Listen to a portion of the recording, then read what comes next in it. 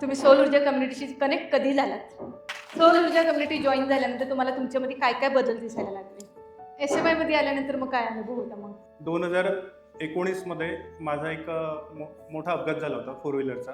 ती गाडीची कंडिशन बघितली तर असे कोणी म्हणणार नाही का हा गाडीतला व्यक्ती वाचला असेल. माझ्या कामाची स्पीड पहिल्यापेक्षा 10 पटीने वाढली. त्याच्या आधी माझ्यावर जवळपास 15 लाखाचं कर्ज होतं. माइंडसेट चेंज झाला. पहिले माझी खूप चिडचिड व्हायची. आज कंडिशन अशी आहे. मिलिंद सर, तुमच्याबद्दल थोडक्यात माहिती सांगाल? नमस्कार, मी मिलिंद बापूराव गोफणे.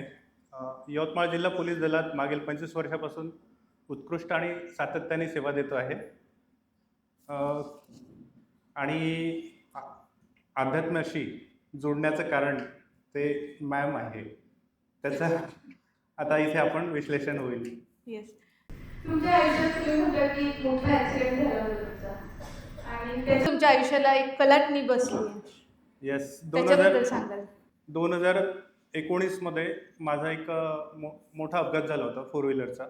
ती गाडीची कंडिशन बघितली तर असे कोणी म्हणणार नाही का हा गाडीतला व्यक्ती वाचला असेल. आणि सुदैव असं की माझ्या अंगाला साधा ओरखंडासुद्धा नव्हता.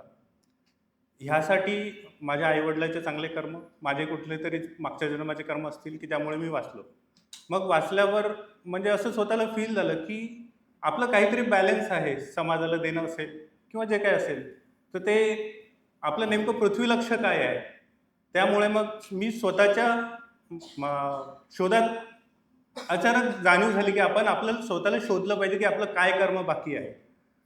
अनेक गुरु केले, अनेक हे केलं, अनेकांकडून मार्गदर्शन भेटलं, पण काही फायदा नाही झाला.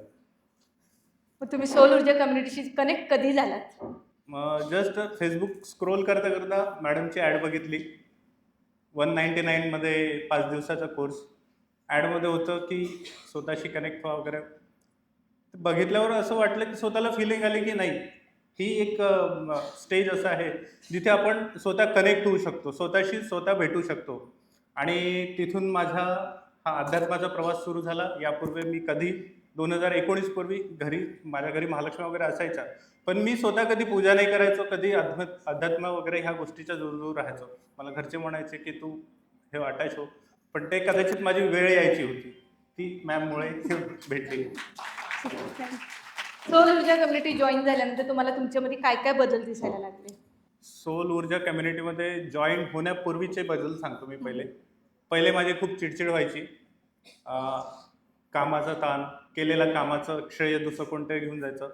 अक्षरशः सांगतो, मी जेव्हा 22 वर्षाची सर्व्हिस झाली होती, 22 वर्षात माझ्या 11 ट्रान्सफर झालेल्या होत्या. आणि नंतरचे चेंजेस, सौर ऊर्जा कम्युनिटी जॉईन केलं मी. डायमंड मेंबरशिप केली. त्याच्यानंतर माझ्यामध्ये एवढे फरक झाले की मी स्वतःला होपनो मेडिटेशननी, 7 चक्राजनी आणि मॅजिक बॉक्सची तर वेगळीच मॅजिक होती. त्याच्याने तर मी रोज काहीतरी नवीन प्रयोग करत होतो. आणि लेटेस्टमध्ये SMI मध्ये मॅडमनी पेंडुलम दिलाय. त्याचा तर अजून वेगळाच इफेक्ट आहे. बट जेव्हा मी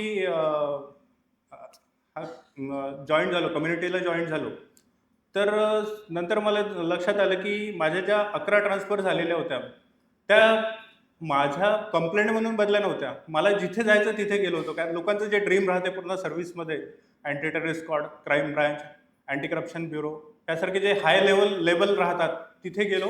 प्रत्येक ठिकाणी गेलो तर एक विशिष्ट कामगिरी केली. 1.5-2 वर्षात बदली. कारण की ते वरिष्ठांचा खटकायचा. चूक अशी होत होती की प्रेझेंटेशनमध्ये प्रॉब्लेम होता माझ्या. मग नंतर मला जाणवलं की नाही, मॅमकडून मी खूप काही शिकलो. स्वतःला शांत करायचं, हील करायचं. आज कंडिशन अशी आहे, मी माझ्या आर्थिक गुन्हे शाखा इकॉनॉमिकल ऑफेन्सेस विंगमध्ये स्पेशलिस्ट म्हणून काम करतो. महाराष्ट्रात गेल्या वर्षी हायेस्ट 2025 मध्ये हायेस्ट रिकव्हरी 100 कोटीच्या वरती रिकव्हरी आम्ही केलेली आहे. आणि यामागे मॅमचं सहकार्य होतं आणि दिशा होती की गरीब सर्वसामान्य लोकांचा जो इन्व्हेस्टरचा पैसा होता त्यांना रिटर्न गेला पाहिजे. थँक्यू. आणि सगळ्यात महत्त्वाचं, मग मला त्याच्यात जाणवलं की ह्या ज्या बदल्या होत्या ह्या कुठेतरी आपल्याला चांगले कर्म केले होते म्हणून आपल्याला ह्या बदल्या होत गेल्या. अशा प्रकारे चेंजेस होत गेले. आणि त्यानंतर आता रिसेंटली माझं 2025च्या प्रेसिडेंट मेडल जे ऑल इंडियाकडून रेकमेंड होतं त्याच्यासाठी रिकमेंड झालेलं आहे. शुड बी पॉसिबल की उद्या मी फायनल लिस्टमध्ये असणार आहे. वाव.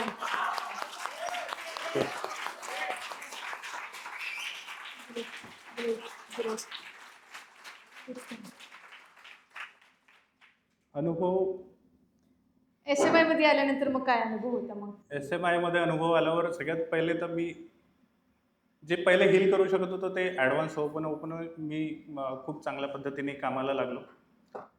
कामाच्या पद्धती सुधारल्या. जे काम मी पहिले सगळ्यांचं जबाबदार म्हणजे अंगावर येऊन पडतंय म्हणून करत होतो त्याला नंतर मी माझं स्किल म्हणून समजू लागलो. माझ्या कामाची स्पीड पहिल्यापेक्षा 10 पटीने वाढली आणि जे लोकांना जमत नाही, जे शक्य नाही, जे त्यांनी टाकून दिलं अक्षरशः म्हणजे ते फायनल कॉल म्हणून ते मला कधी पण प्रेझेंट राहायला सांगतात की जर का कोणाला जमलं नाही तर ते तुला करावं लागेल. कुठलीही मीटिंग असो, कुठलंही काही असो, लास्ट मिनिटला कॉल होतो की तुला हे प्रेझेंटेशन द्यायचं आहे, तुला हे करायचं आहे, कसं करायचं तू बघ. आणि मी 1 मिनिटात स्वतःला हील करतो. चलो आय एम रेडी. ग्रेट. आणि हे सगळं शक्य झालं मेडिटेशनमुळे. मी रेग्युलर मेडिटेशन करतो. मी नाईट करून रात्री 3:30-4ला जरी झोपलं तर मला 4:15ला जाग येते. वाव. ही सवय पडलेली आहे. ग्रेट. आणि वेल्थ आणि अबंडन्स मध्ये तुम्हाला काय? वेल्थ आणि अबंडन्स मी जेव्हा SMI जॉईन केला, SMIच्या आधी जेव्हा मी मेडिटेशन करायला लागलो त्याच्या आधी माझ्यावर जवळपास 15 लाखाचं कर्ज होतं. मग नंतर जेव्हापासून मेडिटेशन करायला लागलो माइंडसेट चेंज झाला. सगळ्या गोष्टी म्हणजे कशा होत गेल्या समजलं नाही. माझं 2023 पर्यंतचं जेवढं कर्ज होतं सगळं नील झालं. माझ्याकडे आज न्यू ब्रँड क्रेटा गाडी आहे. मी नवीन घर घेतलेलं आहे आणि आज त्या घराची किंमत जवळपास 1 कोटीच्या वरती आहे. आणि हा घर घेताना पण एक इन्सिडेंट असा आहे. मी एक घर बुक केलं होतं सुरुवातीला. मी त्याला टोकन पण दिला 50,000चा. तो सौदा कॅन्सल झाला. सुरुवातीला असं वाटलं काहीतरी चुकतंय आपलं. जाऊ दे म्हटलं, ब्रह्मांडावर सोडून दिलं. मग मॅडमशी असंच चर्चा केली एक दिवस. मॅडम म्हणे विश्वास ठेवा, जे होईल ते होईल, पण तुम्ही तुमचं काम चालू ठेवा. म्हटलं ठीक आहे. तिथून 8-10 दिवसातच माझा नवीन घराचा सौदा झाला.